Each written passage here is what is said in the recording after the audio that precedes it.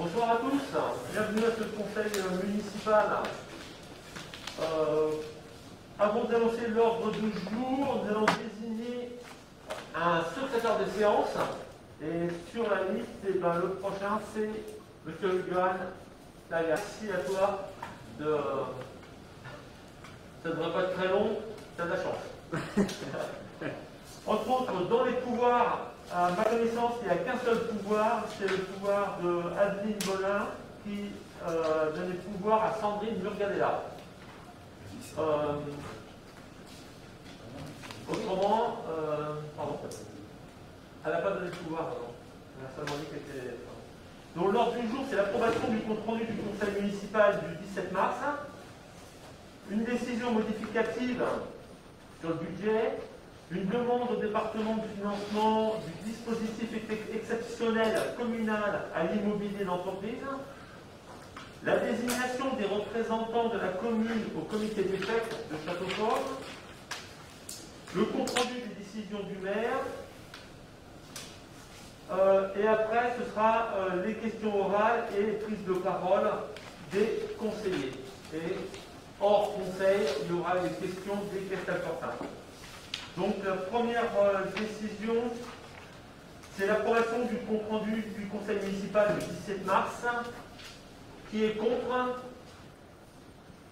Qui s'abstient? Voté à l'unanimité. Merci. Maintenant, la décision modificative numéro 1, c'est pour faire ça. C'est pour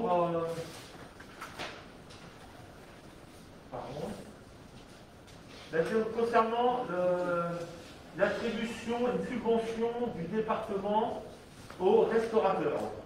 Donc on a été forcément dans une modification pour prendre de l'argent du compte D645 sur le R7788. C'est juste une écriture comptable pour qu'on puisse leur verser l'argent. Donc, qui est pour?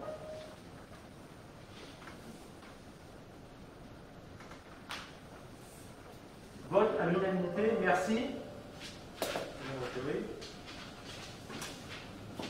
Maintenant, nous allons prendre la délibération de la demande au département du financement du dispositif d'aide exceptionnelle communale à l'immobilier d'entreprise. Donc, juste quand même que je vous dise la somme que ça représente 21 528 €. Donc, cette délibération concerne exactement la même somme. Cette somme sera reversée aux 3 restaurateurs. C'est les seuls, enfin c'est les seuls. C'est 3 restaurateurs qui ont rempli des dossiers.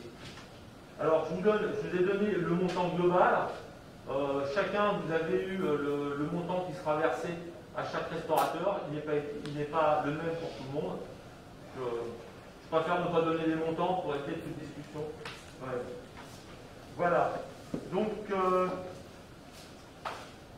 pour la demande au département du financement et dispositif d'aide exceptionnelle communale à l'immobilier d'entreprise, qui est pour? Merci, c'est voté à l'unanimité. Après la délibération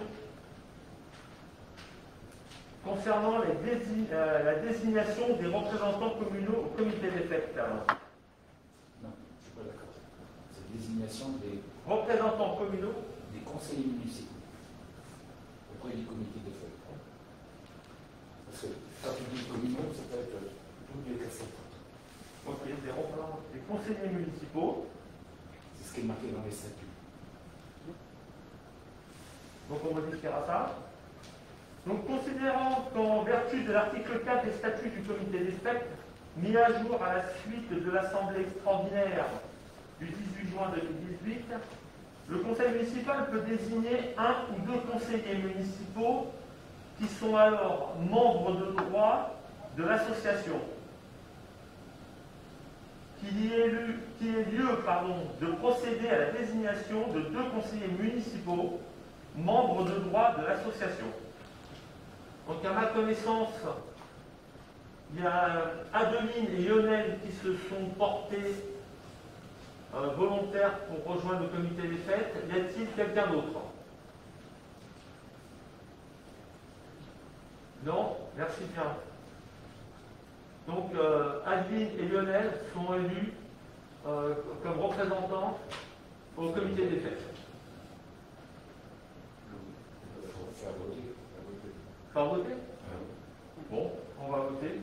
Bulletin secret? Bon. Qui est contre les propositions d'Adeline et Lionel? Qui s'abstient? Bon, le vote à l'unanimité. Merci. Maintenant, nous allons passer directement aux décisions du maire.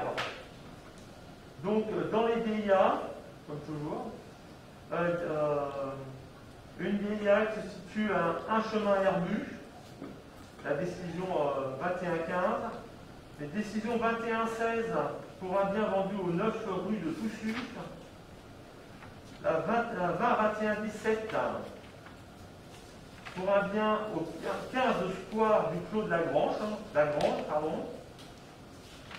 la décision 20-21-19 pour un bien au 29 rue des Orfèvres, décision 20-21-20 pour un bien situé au 21 rue de la Perruche,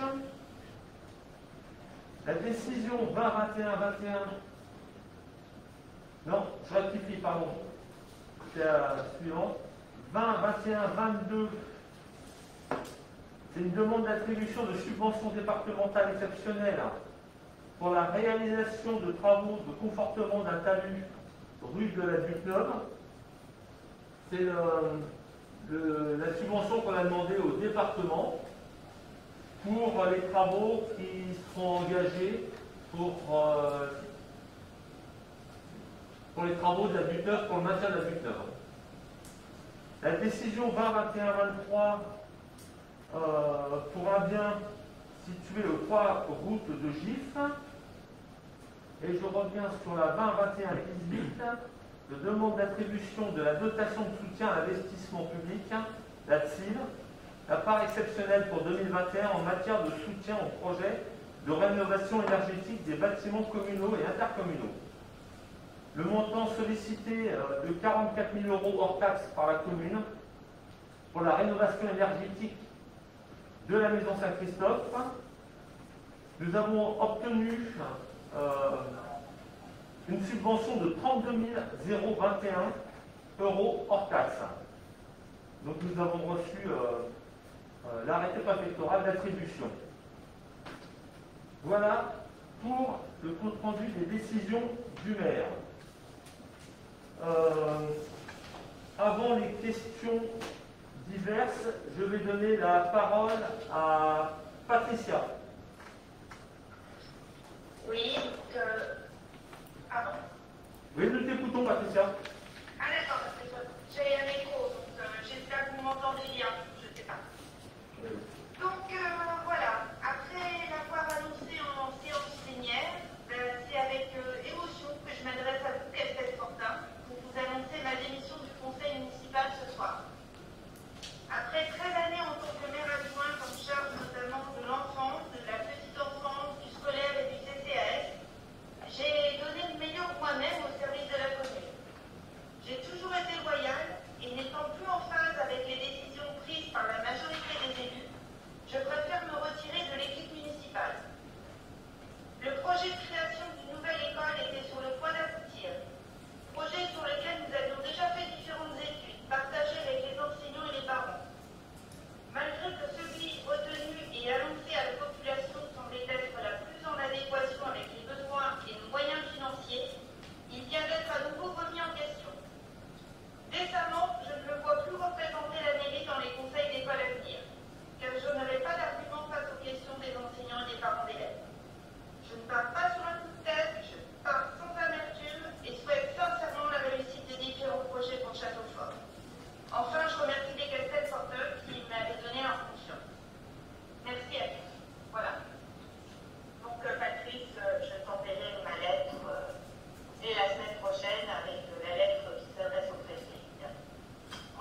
merci. Merci, autant dire qu'il y a beaucoup de tristesse que tu partes. Et puis merci pour tout ce que tu as fait depuis, je dirais quoi, 17 ans, 18 ans? Non, 13 ans déjà. Bien. 13 ans? Ah oui, t'as un mandat de mon emploi, ouais. Donc 13 ans, bah, merci pour tout, et merci pour le café Fortin. C'était vraiment de bon cœur, et voilà. Voilà. Ok, merci à toi encore. Ensuite, eh ben, nous allons passer aux questions diverses des conseillers.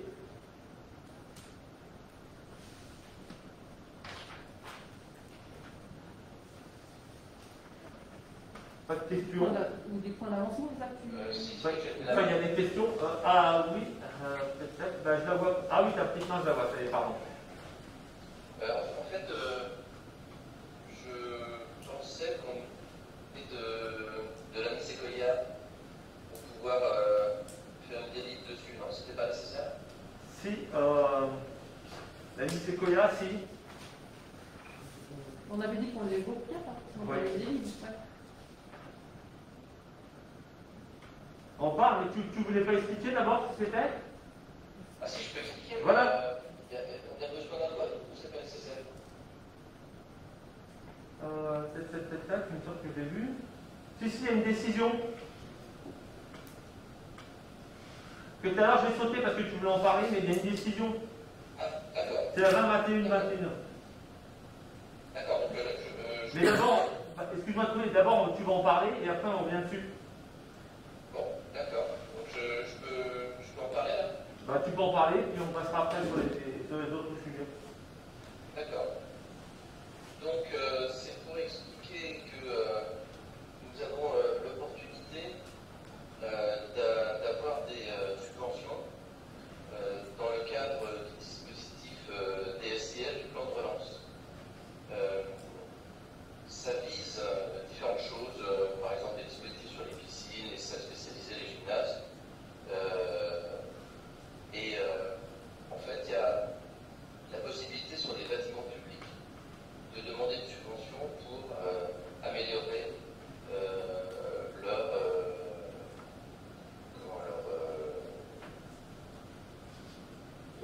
respect à l'environnement, c'est-à-dire diminuer leur consommation par différentes possibilités. Donc ça peut être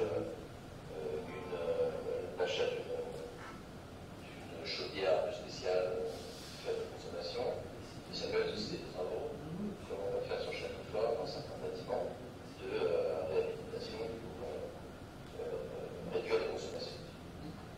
Et donc on fait partie des communes qui sont retenues pour toucher des subventions pour deux choses parmi les 4 qui étaient proposées.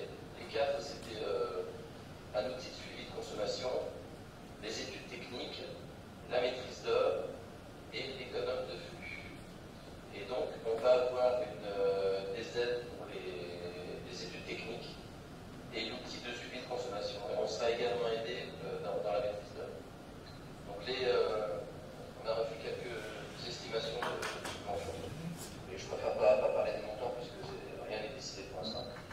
Mais ça va bien nous aider sur certains bâtiments. Et on a eu des visios aussi qui nous ont permis de tester 2 logiciels différents d'outils de suivi de consommation qui sont assez impressionnants dans leur utilisation et dans ce qu'ils peuvent nous amener comme information sur la consommation de bâtiments sur chaque fois. Donc voilà, c'est très intéressant, ça va être subventionné à 50%. Ok, merci. Donc effectivement, c'était la décision 20-21-21 que j'ai déjà prise, on a déjà signé, donc il n'y a pas de vote à faire, hein, parce qu'il fallait envoyer tout de suite le dossier. Donc cette décision a déjà été prise. Voilà. Absolument. Donc, s'il n'y a pas de questions, il y a peut-être des points. Ça correspond à quel montant? Tu avais le montant? Lionel, Sans pardon. rentrer dans les détails. Moi, j'ai dit que le montant n'était pas encore. C'est pas fixe.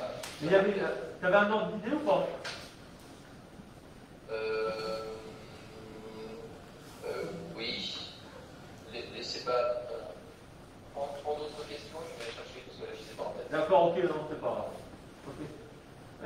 point, c'est une commission qui aimerait faire un point.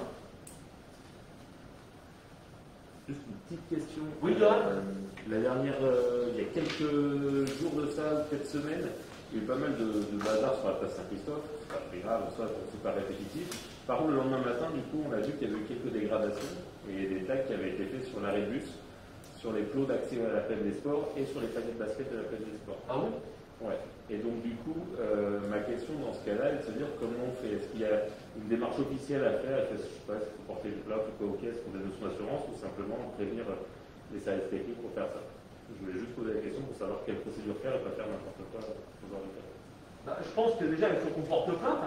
Déjà, faire les photos et porter plainte. D'accord. Mais c'est évident que ça va être. Je sais qu'il y a quelques temps, les services techniques avaient acheté des produits justement pour pouvoir nettoyer les tags, entre autres sur les pierres meulières, sur l'arrêt de bus qui est à la sortie de Châteaufort ou de Toussus. Donc ça veut dire qu'il va falloir qu'ils renettoient.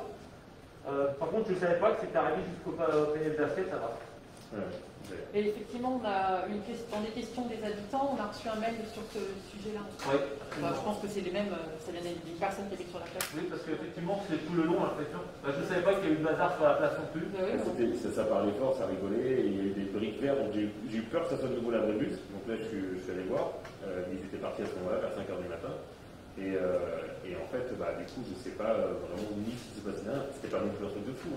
Ça a réveillé 2-3 fois pendant la nuit, c'était pas bonne, quoi. Par contre, le lendemain, c'est là que j'ai vu les tags. C'est dommage, je trouve, voilà. Effectivement, c'est un peu dommage. C'est vrai que depuis quelques temps, on se retrouve avec des tags. Et j'ai pas tout vu tout de suite, j'ai vu l'arrêt de bus. Et puis en baladant, après, j'ai vu sur les blocs, parce qu'on les voit devant, les blocs anti-intrusion. Et ce week-end, j'ai vu qu'en plus sur le plan de basket, c'était un peu le truc. Sur les blocs anti-intrusion aussi? Hein?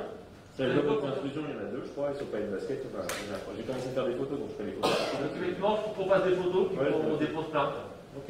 Ah, sur les nouveaux paniers de basket Sur un des paniers, ouais. Voilà, c'est désolant. Autrement, qu'est-ce que quelqu'un d'autre a un point à faire sur une commission? Oui, Nathalie?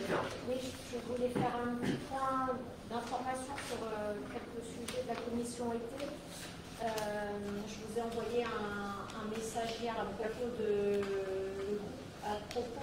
dossier concernant l'éclairage public.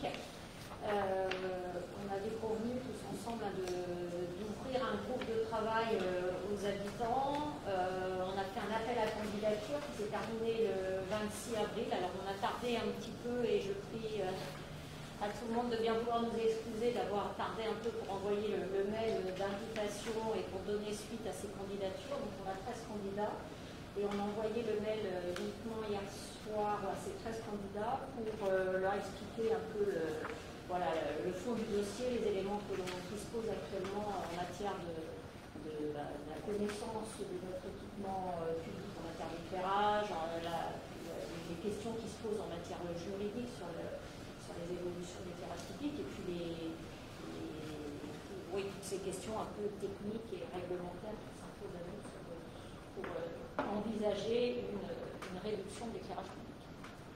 Donc on a envoyé ce message hier soir et on propose une première réunion à ces habitants le 9 juin en visio, bien sûr. Voilà, donc j'ai eu déjà quelques petits retours depuis hier soir. On va pouvoir, on espère, avec l'aide de ces cassettes Fortin, puis nos interlocuteurs du PNR sur ce sujet, aussi bien sûr de notre prestataire CPOS, et puis, et ça va être mon sujet suivant, de l'ALEC, de l'Agence locale pour l'énergie et le climat, travailler à la constitution en fait, d'un dossier un peu plus abouti avec des vrais scénarios qu'on pourra vous proposer, qu'on pourra soumettre au conseil municipal. Voilà, alors ça, c'était le premier point sur l'éclairage public. Le deuxième point, donc, et ça fait la transition, c'est concernant l'ALEC. Alors l'ALEC, donc c'est une agence locale qui vise à accompagner et à conseiller en fait tant les particuliers que les collectivités pour les amener à réduire en fait leur consommation d'énergie et avoir mettre en place en fait des des changements de pratique pour être moins consommateur en énergie. Et donc l'ALEC, on les a rencontrés avec M. le maire il y a quelques temps maintenant, il y a un mois, je ne sais plus, et on a un peu discuté des services qu'ils pouvaient nous proposer et du coup représenterait l'adhésion pour la commune. Alors ils ont revu complètement leur grille tarifaire de telle sorte que les petites communes, ça soit plus avantageux pour les petites communes par rapport à des communes avec plus d'habitants. Ce qui fait que je vais vous passer les détails, mais on pourrait avoir une adhésion qui serait de l'ordre de 1100 et quelques euros annuels, en sachant que c'est le coût que représenterait donc l'adhésion à l'ALEC après les subventions, non seulement du SEY qui subventionne l'adhésion à l'ALEC et la subvention du PNR qui subventionne aussi l'adhésion à l'ALEC. Ce qui fait que on devrait être sur un montant, enfin, grosso modo, il nous reste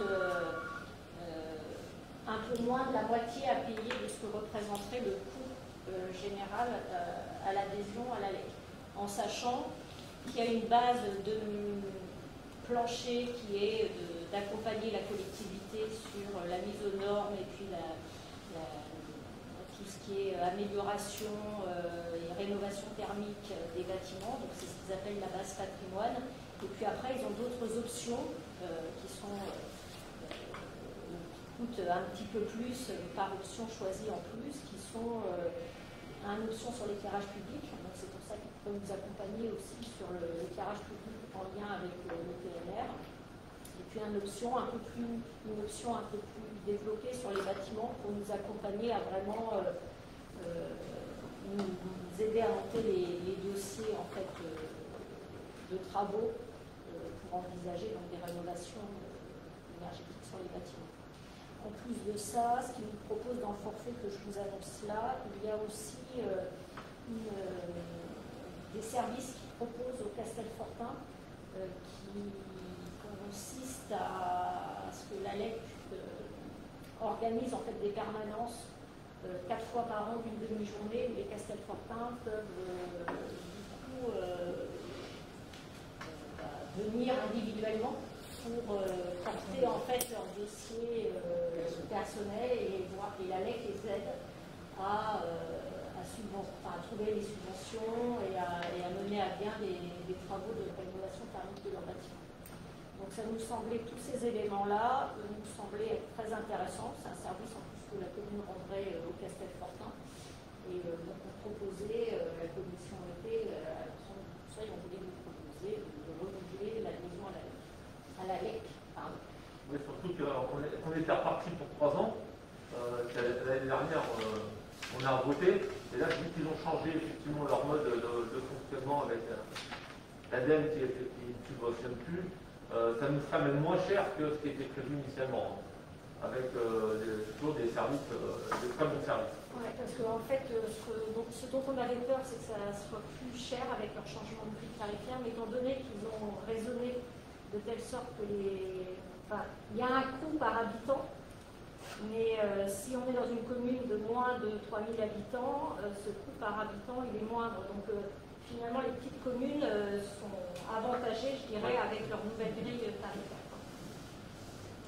Par contre, il y a toujours le prêt de la caméra thermique pour les habitants.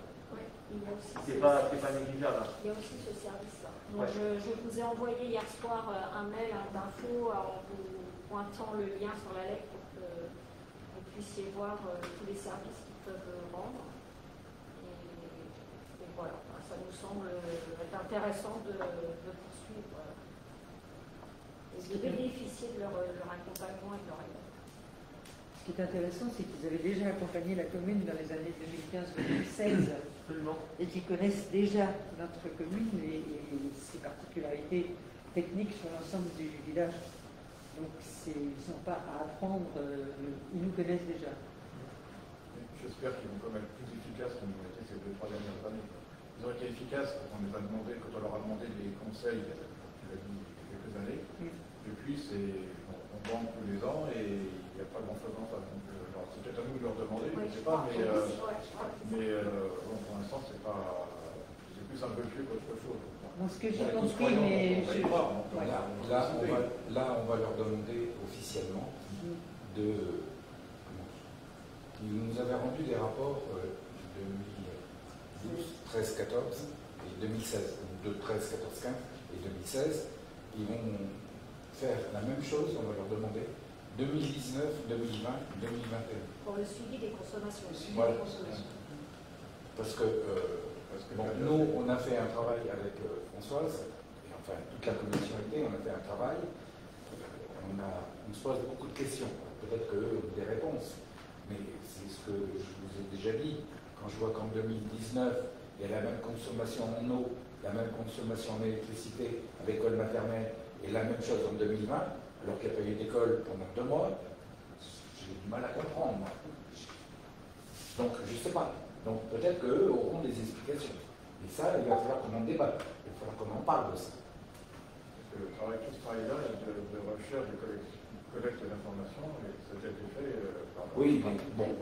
Ça a été fait sur une année. Après, ce qui est intéressant, c'est de voir l'évolution sur plusieurs années et de raccorder en fait ce travail qui a été fait avec ce qui a été fait dans les années jusqu'à 2016 pour qu'on ait vraiment une continuité et voir voilà, les évolutions. Et il faut savoir que c'est un travail de fourmi. Ce qu'a fait Emilien, ça va parce que voilà, mais c'est vraiment un travail de fourmi. Comme ça de facture. Ok, merci. Excusez-moi, je crois qu'on est à Lionel qui demande la parole. Oui, j'ai retrouvé les chiffres dont je voulais les partager concernant les subventions de l'AMI Sequoia. Oui. L'aide qui devrait nous être apportée représentant 50% de chacune des 2 dépenses. Respectivement, l'aide serait de 6 250 € pour les études techniques et 4 575 € pour l'outil de suivi de la consommation énergétique. Voilà. Et il y avait un deuxième petit point.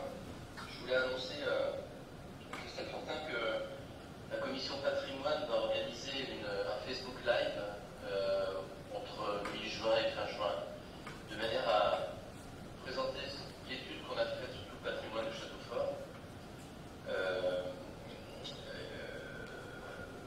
agrémentée de photos, de descriptions, de certaines précisions, et puis aussi des projets qu'on a imaginés, mais qu'on voudrait aussi imaginer avec Christelle Fortin, et c'est pour ça qu'on voudrait vous montrer tout ce beau patrimoine qu'on a sur Châteaufort, prendre vos questions avant ce Facebook Live et pendant le Facebook Live, un peu comme on avait fait récemment suite à un conseil municipal.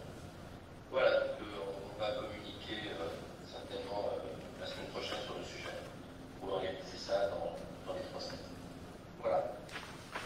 Ok, merci Yael. Autre je voudrais poser une question.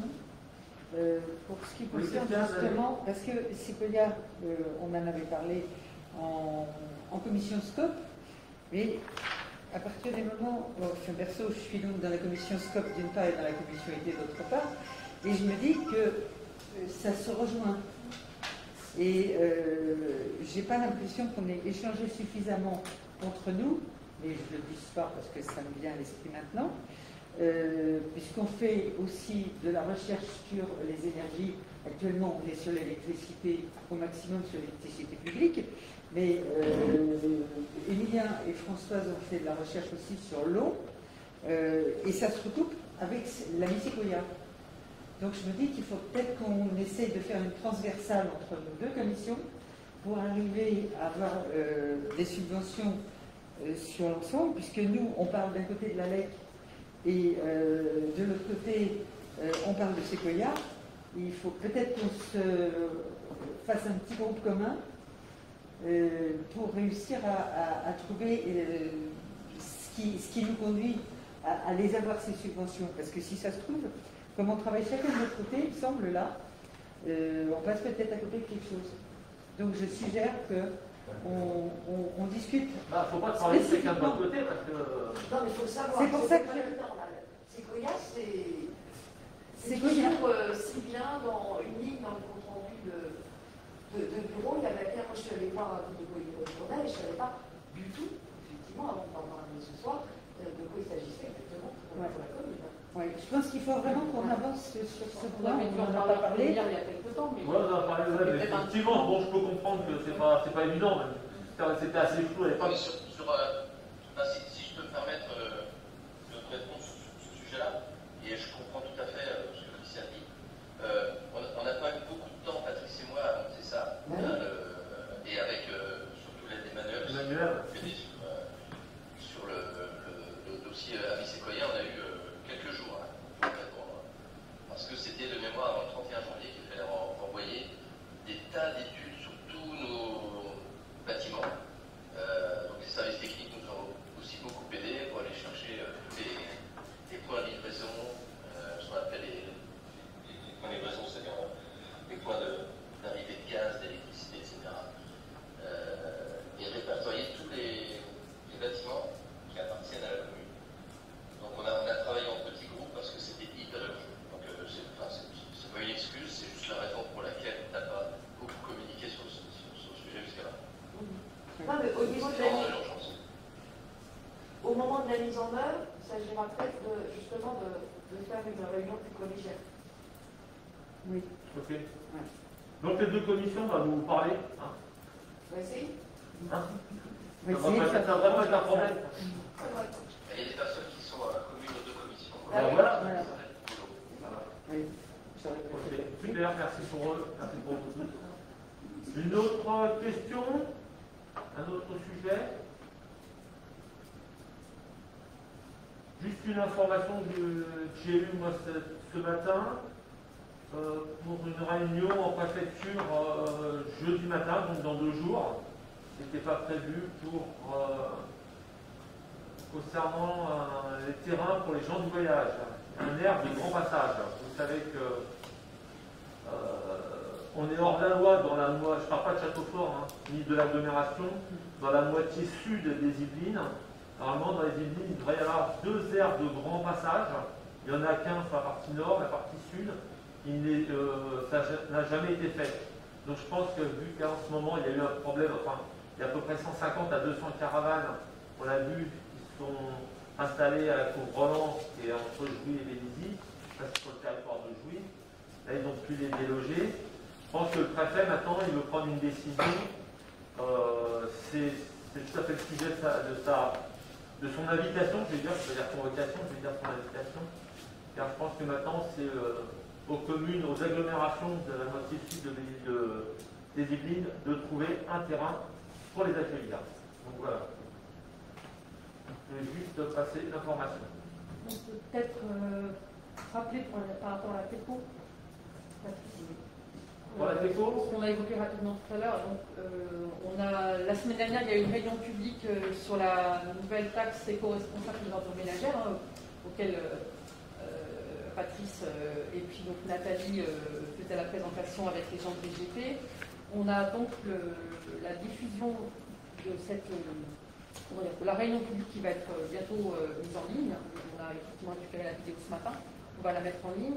Et il a été prévu aussi pendant tout le mois fin mai et tout le mois de juin, jusqu'à fin juin, une exposition dans la cour de la mairie, donc sous un vernum pour pouvoir être à l'abri quelque soit de temps, de l'ensemble des planches et de l'ensemble des questions-réponses qui sont remontées par les habitants de toutes les communes concernées sur ce sujet-là. Voilà, un mailing va partir bientôt, on va faire un papier pour que les personnes qui ne sont pas abonnées au mail soient informées aussi, on va faire ça rapidement, puisque les premiers rendez-vous à domicile des intervenants de VGP commencent le 3 juin, donc que tout le monde ait bien les informations précises en tête, sachant que tout le monde, normalement tout le monde, alors effectivement je sais que ce n'est pas le cas finalement de toutes les boîtes aux lettres, mais on est tous censés avoir reçu un courrier dans notre boîte aux lettres, avec un petit flyer expliquant un petit peu les principes généraux tels qu'ils seront d'ailleurs sur le site de VGP et annonçant cette visite à domicile des intervenants. Maintenant, je sais que toutes les boîtes aux lettres n'ont pas été distribuées. Donc n'hésitez pas, je parle du coup à l'ensemble des habitants, hein, n'hésitez pas à signaler vos boîtes qui n'ont pas été distribuées parce qu'ils vont noter, il y a effectivement des rues qui ont été oubliées. Des petites rues, ben, déjà nous, enfin moi éventuellement je vais relayer, mais je regarde, il y a sans doute une adresse, on peut directement sans qu'on fasse boîte aux lettres, parce que là on fait je vais revérifier, mais je le repréciserai s'il faut, effectivement on leur signale à eux directement au niveau de la distribution. Ils affinent effectivement leur tournée, c'est pas toujours le même prestataire, ça dépend des types de documents. Et effectivement, le Rico Brosset n'a pas eu, en tout cas certaines adresses du Rico Brosset, la prix de Patrice non plus, il y a des critères. Moi j'en ai parlé, il y a 3 personnes pour la boîte, donc ça peut être aussi une question de... Oui, de nombre de personnes, oui, il y en a peut-être en chaque. Donc voilà, donc on a effectivement ça, le mail va arriver demain, je pense, si c'est pas ce soir. Si c'est toujours d'actualité, je peux peut-être rappeler qu'à partir du début juin, 1er juin, il y a des enquêteurs qui vont passer. Oui, 3 jours, oui, mais c'est ce que je veux. D'autres questions, d'autres infos? Les enquêteurs, oui, d'ailleurs, ça rend la question d'Anna. Tu avais déjà demandé est-ce qu'on ait leur photo? Non, c'est pas possible, ça. Ils avaient dit que. Non, c'est pas possible. Ouais, il y aura 10 personnes différentes et normalement ils auront la tenue VGP, voilà, ils auront leur carte, normal. etc. Et ils vont. Est-ce qu'on voit tous les jours?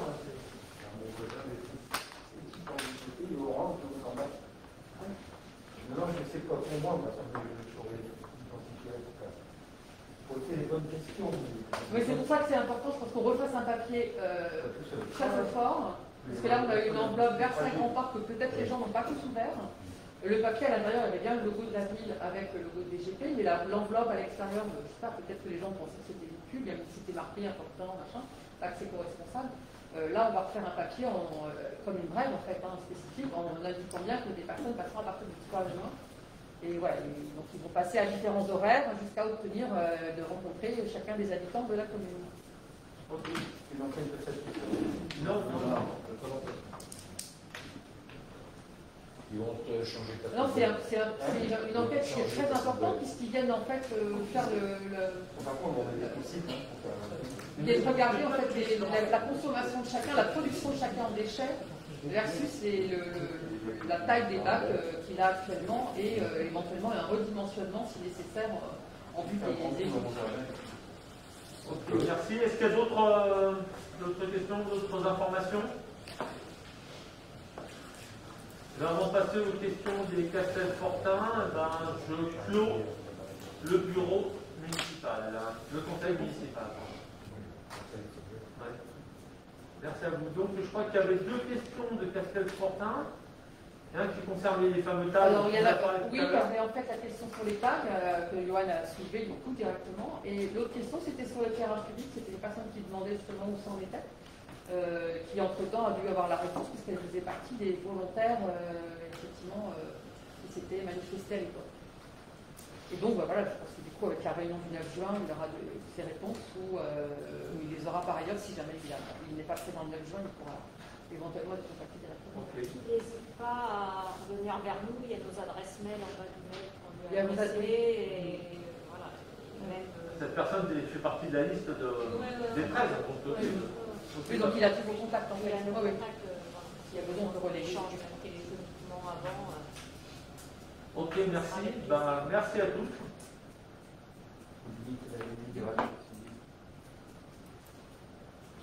Bonne fin de soirée.